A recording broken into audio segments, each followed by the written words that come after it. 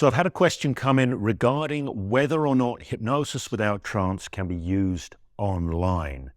The person asking this question also asked a side question regarding whether Hypnosis Without Trance can be used for change work. So I'm going to answer both those questions here, but I'm going to focus predominantly on whether it can be used online. Now, first things first, the answer to that question depends somewhat on what is meant by Hypnosis Without Trance. Now, I know I have a book out, Hypnosis Without Trance, How Hypnosis Really Works. I have the Hypnosis Mastery Program 2.0 available from hypnosiswithouttrance.com. And these are covering largely the same material. So in that material, I am teaching people how to elicit hypnotic experiences directly using language and communication to facilitate that without doing a trance induction, quote unquote, or an induction ritual first. So it's going straight for the experience that you want. The examples I give there are things like hand sticks, name amnesias, sometimes things like analgesias, this kind of thing. And they're just really exemplar experiences. And a lot of the reasons those experiences are used in the book and in the online program is because those are the kind of things I used to do a lot when I was out doing street hypnosis. They are not necessarily things I would do a lot if I am doing change work with somebody, but nonetheless, they are good training wheels because it's all the same stuff. In the end, you want to know what it is you want to evoke in terms of shifts in experience, and you want to be able to use your language and communication in order to do that. Now, I'll just say something about change work before I say something about online. If you're doing change work, it's not enough just to hypnotize, right? You want to know what it is that you want to create. What kinds of shifts do you want to create? When you're working with somebody, whatever experience they're having, whatever problem, quote unquote, experience they're having, it's held together by sets of associations and sets of distinctions in their worldview, right? So this is a different layer, different level that you're looking at. It pays to be able to get some sense of what the problem trance, i.e. what they're coming in with, is built from in terms of associations and distinctions. That's in the realm of sense making. I sometimes call this the underpinning of the trance or the matrix of the problem trance, right? I'm using trance here differently from how most hypnotists would use the term.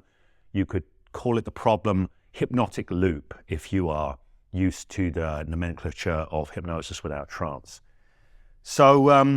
So change work has got a whole bunch of different considerations. Now, sometimes you can skip all that and you can just do outcome-focused change work and resource-focused change work. Here, you're not looking at any problem structures at all. You're just looking to evoke resources, evoke clarity of outcome, and almost have those become the client's default orientation. That's a very easy way of doing hypnotic change work that frees you from having to do any kind of figuring out of what might be going on in the problem matrix. You just cut through that Gordian knot, you associate clients to resources, you create outcomes, you trust and empower their unconscious mind to weave that into a new reality. Okay, that works a good amount of the time, and it's definitely a very, very useful skill set to have, and definitely a good place to start if you're doing hypnotic change work.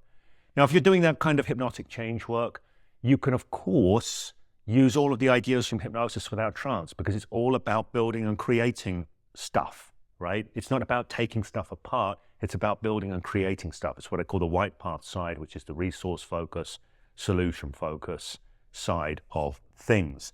So all of the skills absolutely apply. Now, of course, you still need to know what it is you're going to want to evoke within the client, what might be of use to them, what might be empowering to them. And there's all sorts of subtleties, all the stuff in the Hypnosis Mastery Program about frame management, framing for hypnosis. You want to be able to frame for change and frame for new experiences and frame for new relationships with the world, okay? So that's that stuff, that change work stuff isn't covered in the Hypnosis Mastery Program 2.0. It is not covered in the book, but the skill set is the same skill set, right, that you require, that you will operate from. So can this be used online? What I'm going to say is, yes, it absolutely can, but it's different. and this is true regardless of whatever hypnosis you're doing, with, without trance, whatever flavor, whatever style, it's true, it can be done offline or online. But what changes between offline and online are the tools you have available for you. So I'm not going to make any secret of the fact that I prefer working hypnotically with people in a real space. Personally, I enjoy this a lot more. I shall say why. Number one, because you can see the whole person. So when you're responding to feedback, feedback comes from an entire person. Okay, a simple example of this is if I'm doing a hand levitation, if I've got somebody in a Zoom screen, I can't necessarily see their hand. So I have to do a very contrived setup in order to make sure I can see their hand, okay? Also, the resolution might be a bit lower, so I might miss micro movements and stuff like that. So I prefer to work in real space for that reason. I can see the entire person. Another reason I prefer to work in real space is the way I work, especially when doing change work. I'm paying attention to how people spatially organize, where they look, where they gesture, and I interact with that because their organization is happening outside of consciousness. When I interact directly with it, I am working with their unconscious mind outside of consciousness, so to speak. All right? Now, you can't do this because you can't operate in the same 3D space. If somebody points to something in their space on the other side of a Zoom screen, somewhere on the other side of the world, you can't gesture to that and unconsciously reference it. Right? You can't mark it out for their unconscious mind in the same way. So personally, I lose that. Another thing that I lose is if you look at the old street hypnosis stuff I do, I'm doing quite a lot of tactile stuff. I get people up, I move them around. You might think, well, is that something you would do if you were doing change work? Yes, it is. Often when I'm working in a room with people, I will get them up out of their seat. I will move them around.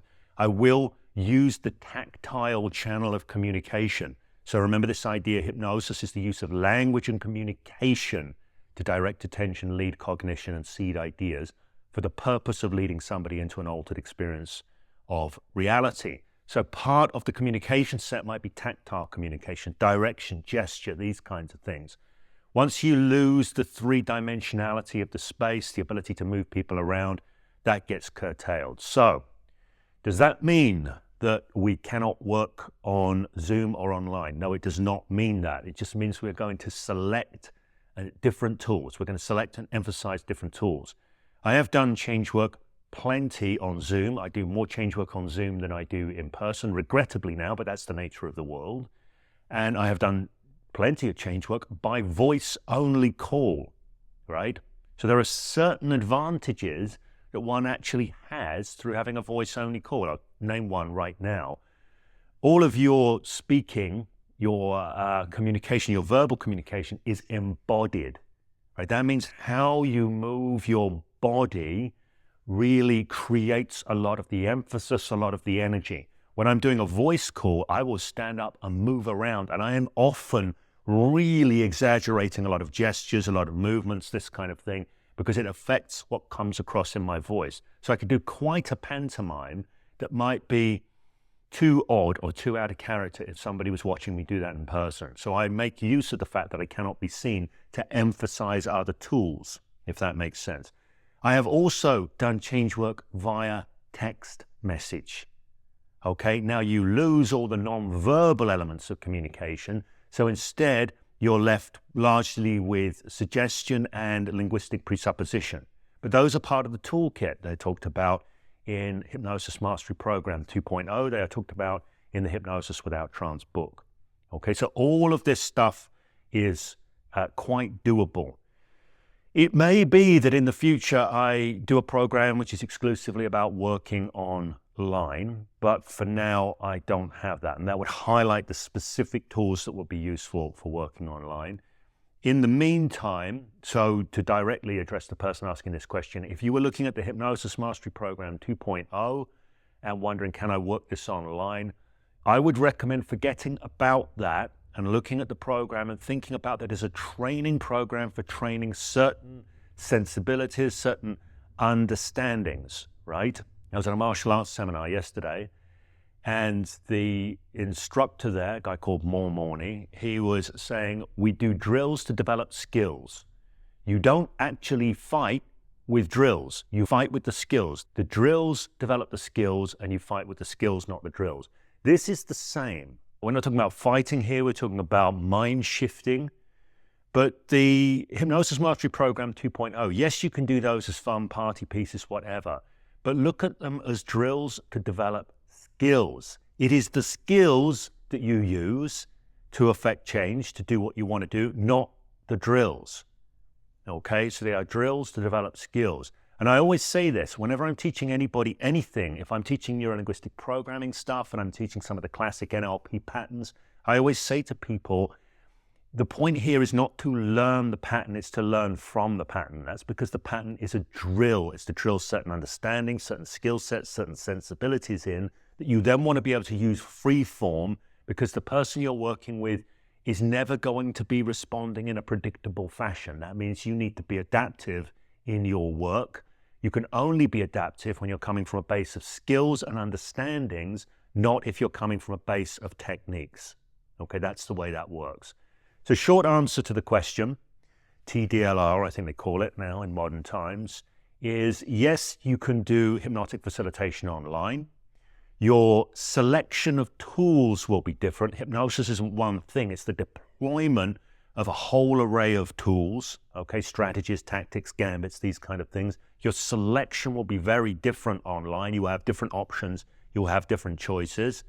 Regarding change work, if you're going to do change work, I advocate getting into understanding how people put their reality together, because if you're going to replace a kitchen, it helps to take out the old kitchen first. That is not always necessary. If you take somebody into a strong enough new reality, you just create, I call this the white path side, you just create that new reality so strongly you ground them in it, then it can kind of blow out the old reality all by itself and take on a new momentum of its own. But, you know, if you're going to really become skilled in the long term, I recommend you look at both sides of that, the old alchemical formula, solve a coagula, right? Dissolving something and then recreating it.